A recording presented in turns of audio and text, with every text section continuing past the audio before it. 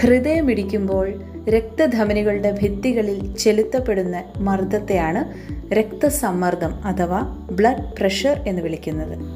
ശരീരത്തിൻ്റെ എല്ലാ കോണിലേക്കും ഓരോ കോശത്തിലേക്കും രക്തം എത്തുവാൻ ഈ സമ്മർദ്ദം വളരെ പ്രധാനമാണ്. പക്ഷേ ഇത് കുറഞ്ഞാലും കൂടിയാലും ശരീരത്തിൽ വളരെയധികം പ്രയാസങ്ങൾ ഉണ്ടാകും. രക്തസമ്മർദ്ദം കൂടുന്ന അവസ്ഥയാണ് ഹൈപ്പർ ടെൻഷൻ അഥവാ ഹൈ BP അല്ലെങ്കിൽ രക്താതിമർദ്ദം എന്ന് വിളിക്കുന്നത്.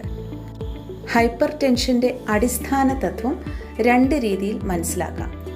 ഹൃദയം കൂടുതൽ ശക്തിയിൽ മിടിക്കുമ്പോൾ അഥവാ കാർഡിയാക് ഔട്ട്പുട്ട് കൂടുമ്പോൾ രക്തധമനികളിൽ കൂടുതൽ മർദ്ദം ചെലുത്തപ്പെടുന്നു.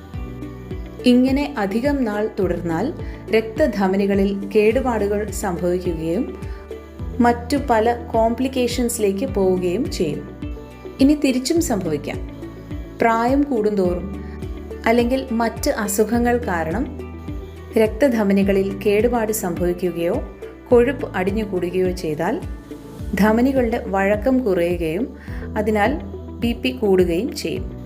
ഇനി നിങ്ങൾ മറക്കാൻ പാടില്ലാത്ത ഒരു കാര്യം ഇതാണ്.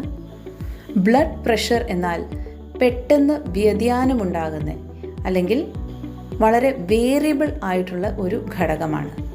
അതിനാൽ ഒരു തവണ BP നോക്കുമ്പോൾ കൂടുതൽ കണ്ടു കഴിഞ്ഞാൽ പേടിക്കുകയോ ഉടനെ ചികിത്സ തേടുകയല്ല വേണ്ടത്. മറിച്ച് ഒരു വിസിറ്റിൽ തന്നെ 3 തവണയെങ്കിലും ഒന്നിനു പിറകെ ഒന്നായി BP നോക്കേണ്ടതാണ്.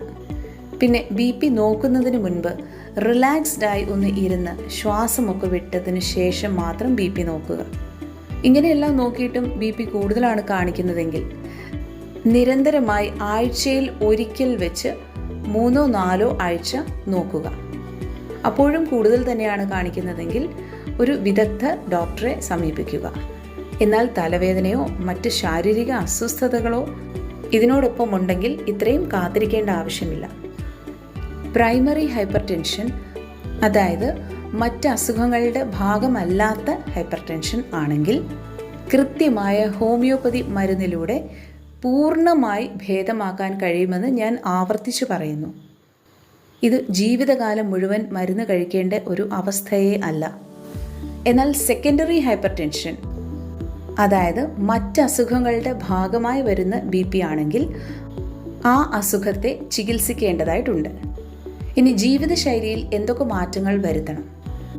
ദിവസവും അരമണിക്കൂർ കുറയാതെ കാർഡിയോ എക്സസൈസസ് ചെയ്യുക, സമയത്തിന് ഭക്ഷണം കഴിക്കുക, ഉപ്പ് കുറയ്ക്കുക, എണ്ണയും മാംസഭക്ഷണവും കുറയ്ക്കുക, നന്നായി ഉറങ്ങുക, റിലാക്സ്ഡ് ആയിരിക്കാനുള്ള മാർഗങ്ങൾ സ്വീകരിക്കുക, ബ്രീതിങ് എക്സസൈസസ്, യോഗ മറ്റും തിരഞ്ഞെടുക്കുക.